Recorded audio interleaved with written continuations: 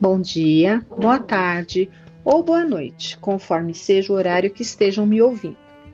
Dando sequência ao nosso estudo da obra Paulo Estevam, esse livro maravilhoso, psicografado por Chico Xavier, pelo Espírito Emmanuel, nós estamos aqui no capítulo 8º, em que está sendo tratado aqui, né, é o capítulo que vai tratar da morte de Estevão. E estamos bem prestes para que isso aconteça. Então, nós vimos ali que nas últimas semanas a gente estava vendo que Saulo escolhe, ele leva Abigail para conhecer a sua família, os seus amigos. Ele gostaria de apresentá-la oficialmente como sua noiva, né? E ele escolhe uma data que para ele seria muito importante. Qual seria essa data? A data do apedrejamento de Estevão, né? Porque seria um marco na vida, vamos dizer assim, na carreira profissional dele, como um futuro, digamos assim, cargo máximo ali no Sinédrio, né? Como um doutor da lei que ele era, ele ia ocupar um cargo muito alto ali, como um rabino da mais alta categoria, no caso ali substituindo seu mestre Gamaliel, e ele gostaria de coroar, né, essa vitória, digamos assim, essa conquista profissional, né, do seu trabalho ali, com um feito grandioso, no caso, o apedrejamento de Estevão, uma sentença dura, né? Porque para aquele tempo, naquela época, aquele momento histórico, a vitória representava o quê? O mais glorioso era o mais forte, e o mais forte era sempre o mais violento. Vejamos como nós estamos, sim, evoluindo, né? Muitas vezes a gente observa a nossa sociedade, a gente observa a vida, como ela está, as coisas que chocam aos nossos olhos, assim, e muitas vezes a gente pode pensar que o mundo está piorando, né? Mas essas situações de violência, por exemplo, que nos chocam, são situações de exceção de guerras, né? Sim, exceção por quê? Porque nesse período que a gente está vendo, né, histórico e até bem pouco tempo atrás, a guerra não era a exceção, era a regra, né? Todo mundo entrava em guerra para poder conquistar e tudo mais. Então, estar em guerra era uma regra. Hoje os países não vivem em guerra, são alguns países ainda belicosos que ainda não se conseguiram compreender alguma coisa a mais, né? Não conseguiram alargar ali os seus horizontes, que ainda a gente vê como exceções, né? Mas nesse período aqui que a gente está vendo, era comum, e essas ações violentas eram tão comuns que elas eram apoiadas e legitimadas pelo próprio Estado. Então, veja, ele dentro da sua profissão, né, dentro do seu ofício, dentro daquilo que ele escolheu como carreira, quanto mais violento fosse, mais reconhecido seria. Então, nós vemos assim, quando a gente vê alguns juízes hoje em dia abusando de certa forma do poder, a gente fica chocado, né? Vamos pensar que Saulo na época era como ele era uma autoridade quase como que um juiz. E veja, né? Os mais bem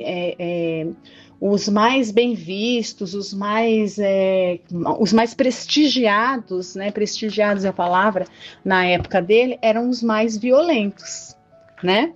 Então, ele queria apresentar Abigail para os seus amigos, para o círculo social que ele pertencia, para a família, no dia de glória da sua vida profissional, que era justamente com o apedrejamento do Estevão.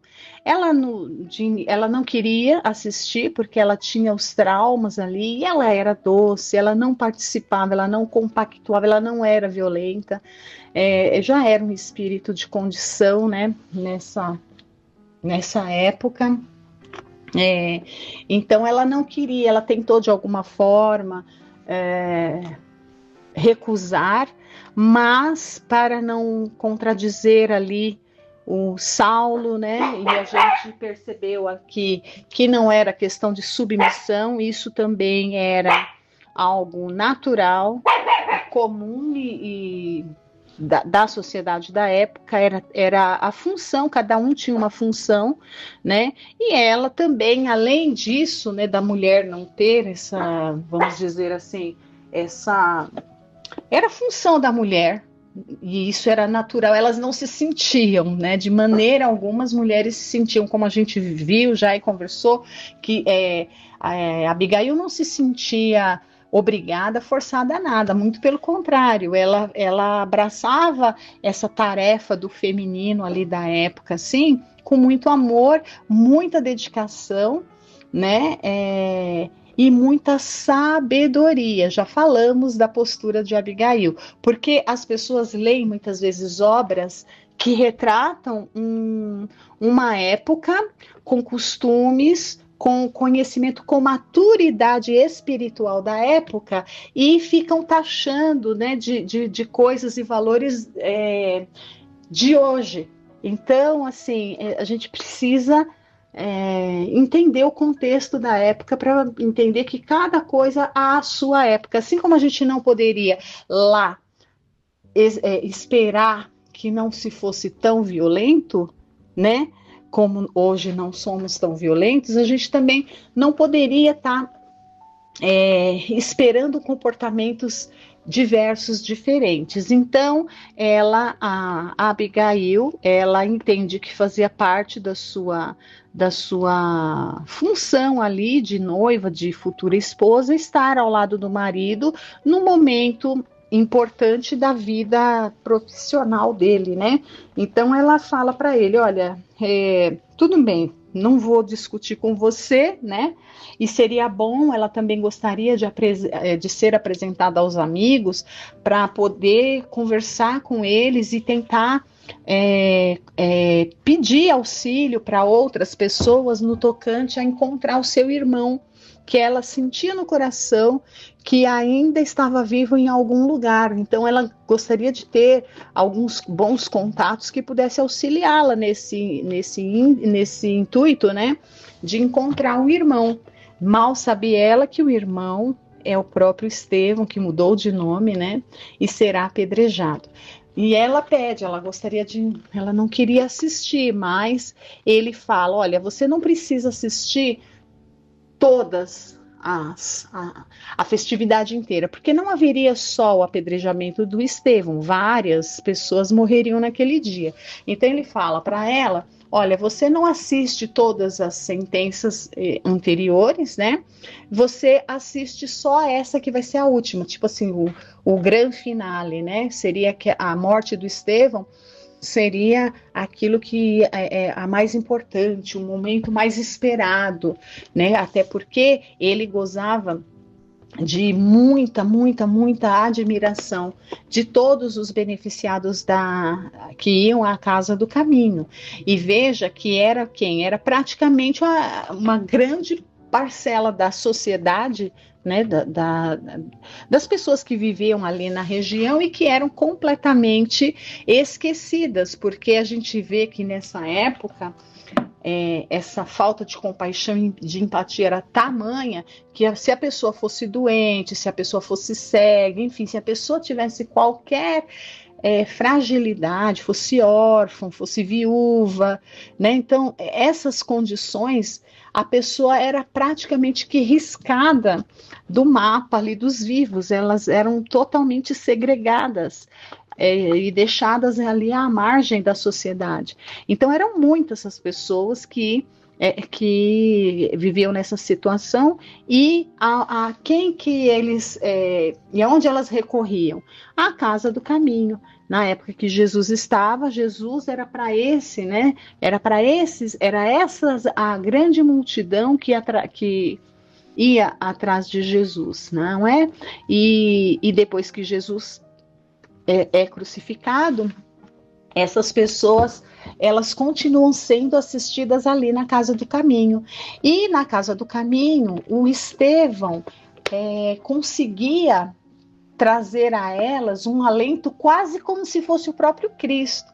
Embora nós já falamos da condição espiritual do Estevão, né? Mesmo Simão Pedro, João, Tiago, Filipe, enfim, os discípulos que ficaram, né, ali fazendo tudo aquilo que aprenderam com Jesus, em termos de condição espiritual, quando Estevão chega ali e começa a pregar, ele era diferente, a condição dele era ainda superior aos dos discípulos, de modo que na sua palavra, nas suas pregações, as pessoas se sentiam consoladas de modo quase como se fossem quando elas estavam ouvindo o próprio Cristo, né?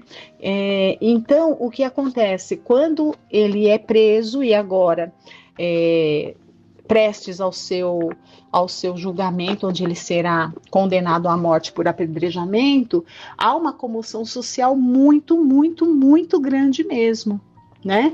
Então, é esse o cenário que nós vemos aqui. E por isso que seria um grande acontecimento e por isso que ele seria apedrejado por último, né? Porque graças a essa grande comoção social que tinha o caso. Então, nós paramos aqui naquela parte em que a Abigail, ela ficaria para assistir somente ao apedrejamento do Estevão. E imaginemos aqui que surpresa que ela não terá quando ela vê quem é o Estevão, né? Mas vamos ver se a gente chega nessa parte na leitura hoje. Então, nós paramos aqui, né? E Abigail, com seu coração sensível e doce e sábio, né? Como nós falamos, uma mulher muito sábia, ela pede para o noivo, ela pede para que Saulo, antes de começar, que ele desse mais uma chance para esse Estevão, né? Que ele não deixasse de perguntar para o Estevão se ele não se arrependia, enfim, porque na verdade ela acredita em tudo que o noivo fala, né? E o noivo, o que o noivo fala? Ele não mente assim, do ponto de vista dele. Ele fala aquilo que de fato ele acredita, que ele está sendo julgado porque é um contraventor que está falando contra a lei de Moisés. Então, assim, quando ele conta isso para Abigail, ele realmente acredita nisso, ele acha que é isso, e para os ouvidos dela, de fato, falar contra a lei de Moisés era um crime, né? Ela judia. Então, ela fala para ele, olha, mas será que por que você não tenta dar uma chance, ainda uma última chance? Quem sabe, no último momento, ele decida não ser tão rebelde assim, né? Ele possa pensar um pouco mais com mais calma, e quem sabe ele possa se arrepender do que ele vem fazendo, né, da subversão que ele vem praticando, e aí ele é poupado a vida, né? Então, assim, Saulo fica meio sem graça, meio não gosta muito, mas enfim, como ele prometeu à noiva, foi isso que ele fez, e nós paramos a leitura nessa parte, né, em que ele lembra que prometeu isso para Abigail, e quando o Estevão é levado ali à tribuna, ele pergunta, né, se ele gostaria que ele tinha a última chance de abjurar, digamos assim, negar, né, ao carpinteiro de Nazaré. E ele firmemente, jamais, né, óbvio, jamais. Então, assim, quando ele se nega com toda aquela firmeza de caráter, com toda aquela certeza, né? Aquela certeza que só um seguidor de Jesus mesmo, só uma pessoa, só um espírito que compreende Jesus conseguiria fazer diante de uma circunstância dessa, estar ali para ser morto, né? Então, ele fica firme na sua posição, e nisso aquela turba de pessoas ali, dos fariseus e tudo mais, né, já partem para cima e já queriam apedrejá-lo ali mesmo. E nós paramos aqui bem nessa parte, né, em que Estevão começa a lembrar de Jesus e ele começa a passar tudo pela cabeça dele, né, da hora do testemunho. E assim, esses espíritos, nesses momentos, a gente percebe que uma grande coragem, mas não é uma coragem afrontosa, sabe? Aquela coragem até orgulhosa, agora é uma questão de honra. Não, não é nada disso. É uma coragem vinda do amor mesmo, pela causa. Parece que vem, não sei, mas parece que vem uma lucidez tal nesses espíritos, sabendo que o que eles estão fazendo vai repercutir assim uma grande transformação no momento certo, né? Então é com esse sentimento que Estevão está, e com esses pensamentos, né? Pensando em Jesus e muito decidido. E vamos continuar aqui a leitura, que já se passaram quase 16 minutos só de recordação desse último capítulo, né? Então, continuando, olha, o último parágrafo que lemos a semana passada foram esses pensamentos mesmo de Estevão. Olha. Então, tudo isso que a gente vai ler aqui era o pensamento, era Estevão pensando ali, ele no fundo dos seus pensamentos. Então, ele dizia, olha, todo aquele que dizia, não, ele pensava, sentia ali, né, nesse momento que estava sendo conduzido para o apedrejamento e que a turba estava enlouquecida em cima dele, né? Todo mundo querendo apedrejar e batiam, me esmurravam, me faziam, né? Ele teve que ser retirado porque senão matavam ele antes da hora ali. Olha, todo aquele que desejar participar do meu reino, negue-se a si mesmo, tome sua cruz e siga os meus passos. Então, esse aqui é um pensamento do Estevão, né? Que lemos até a semana passada. Aí, continuando aqui, olha. Era preciso... Então, Emmanuel agora está nos narrando o sentimento de Estevão, olha. Era preciso negar-se para aceitar o sacrifício proveitoso. Ao fim de todos os martírios, deveria encontrar o amor glorioso de Jesus, com a beleza da sua ternura imortal. Então ele seria o último, ele ia assistir todo mundo sendo morto, né? Ia ser o último. O pregador humilhado e ferido recordou o passado de trabalhos e esperanças. Parecia-lhe rever a infância saudosa, na qual o zelo materno lhe incutira os fundamentos da fé confortadora. Como vimos, né? Então ele é um espírito que já veio numa família ali que mostrou todos os passos ali da primeira revelação e ele acatou e vivenciou com muito fervor, né? Parecia-lhe rever a infância saudosa, na qual já li, né? Na qual o zelo materno lhe incutira os fundamentos da fé confortadora. Depois, as nobres aspirações da mocidade, a dedicação paterna, o amor da irmãzinha, que as circunstâncias do destino lhe haviam arrebatado, que é Abigail, né? Eles se separaram ali. Ao pensar em Abigail, experimentou certa angústia no coração. Agora que deveria enfrentar a morte, desejava revê-la para as últimas recomendações. Então foi o irmão que sempre cuidou dela, ela era caçula, né? Relembrou a derradeira noite em que haviam permutado tantas impressões de ternura, tantas promessas fraternais, na lôbrega prisão de Corinto. Foi antes dele ter sido mandado para as galeras, né? Eles ficaram presos em Corinto, ela foi libertar, o pai morreu, ele foi mandado para as galeras, que era quase que uma sentença de morte, ninguém conseguia sair vivo de lá, e ela foi solta na rua, né? E assim eles perderam contato. Apesar dos movimentos renovadores da fé, de cujos trabalhos compartilhava ativamente em Jerusalém, jamais pudera esquecer o dever de procurá-la, fosse onde fosse, assim como ela também estava louca procurando por ele, né? Enquanto em derredor se multiplicavam impropérios no turbilhão de gritos e ameaças revoltantes, o sentenciado chorava com as suas recordações. Então ele estava chorando aqui, veja, né? E Emmanuel deixa claro, não era porque ele estava com medo ou desesperado pelo apedrejamento, ele estava chorando por de saudade da irmã e de porque, puxa vida, eu queria rever minha irmã uma última vez, né? Era por isso que ele chorava. Socorrendo-se das promessas do Cristo no Evangelho, experimentava brando alívio. Veja, é uma ligação tão íntima, né?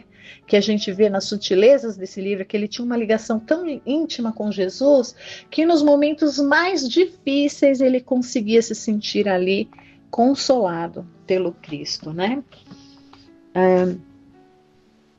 E aí, olha, socorrendo-se das promessas do Cristo no Evangelho, experimentava brando alívio.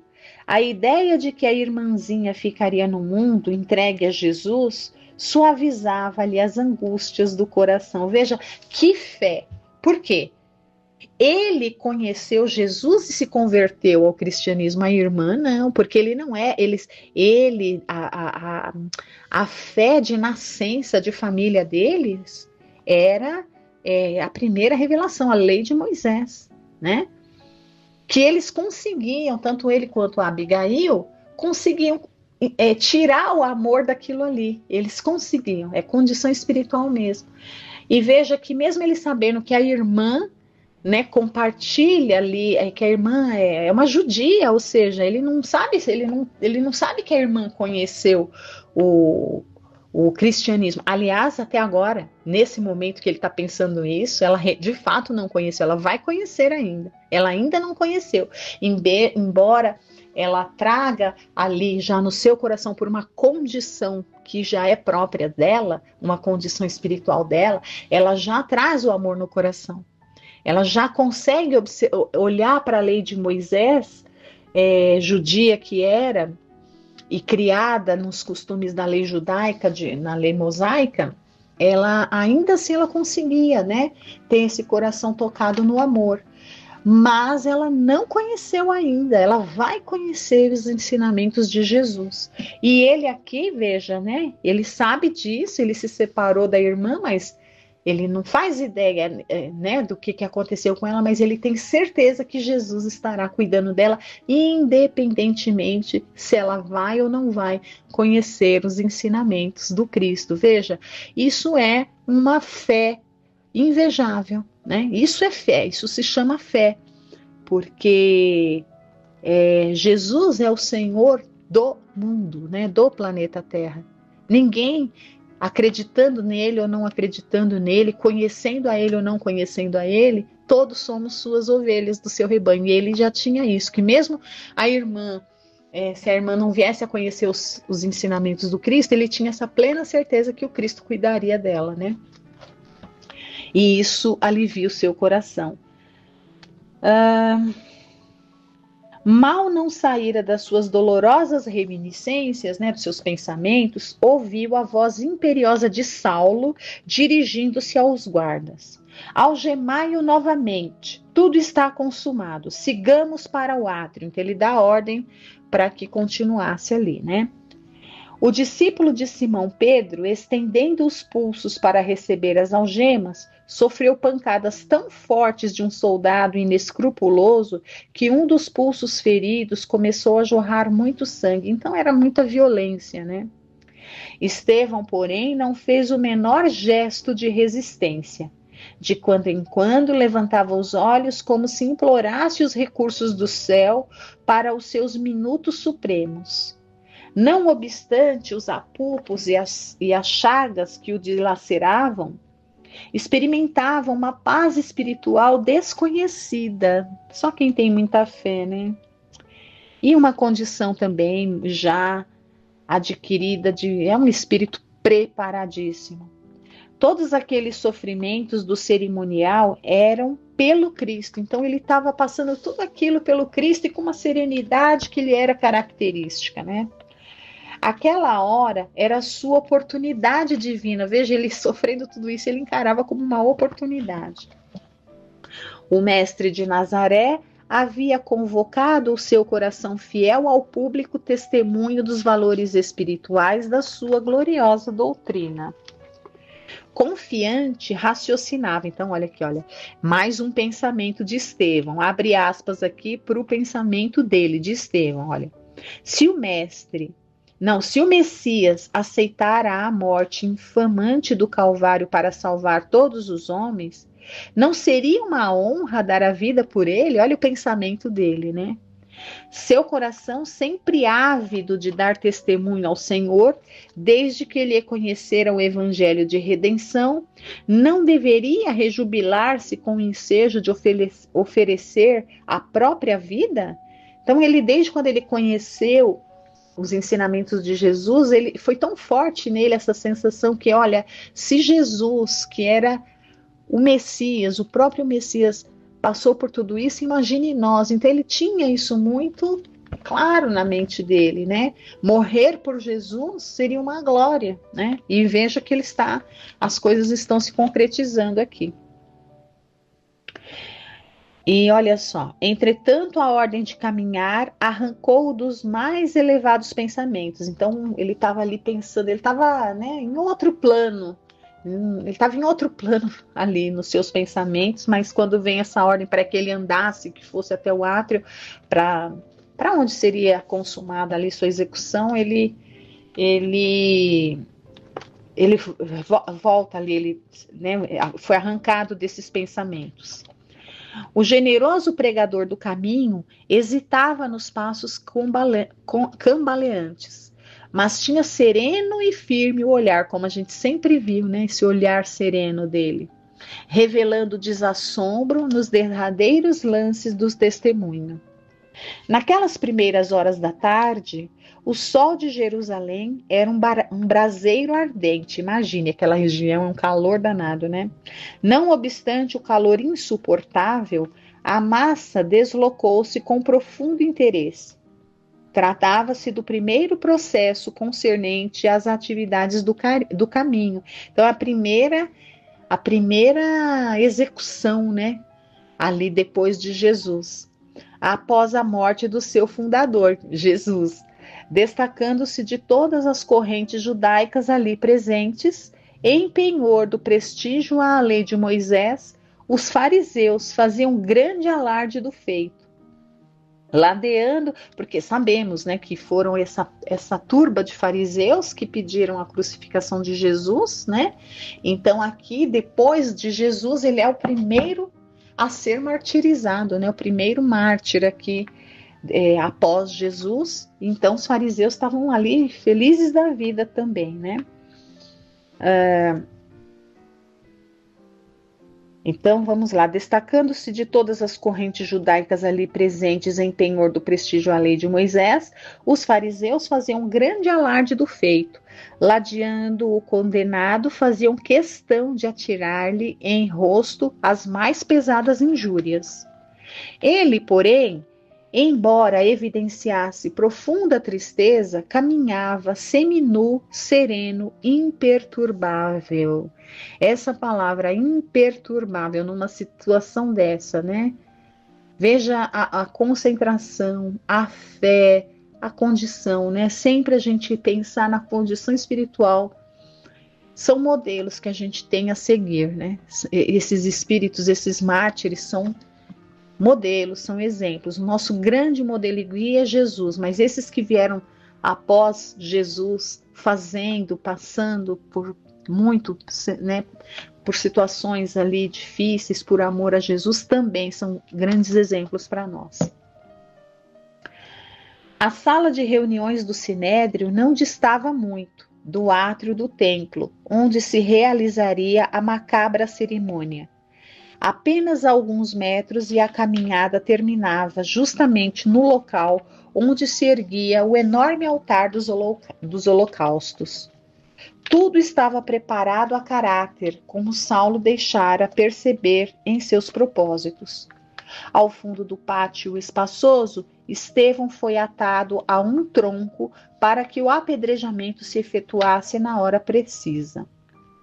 Os executores seriam os representantes das diversas sinagogas da cidade, de vez que era função honrosa atribuída a quantos estivessem em condições de operar na defesa de Moisés e de seus princípios.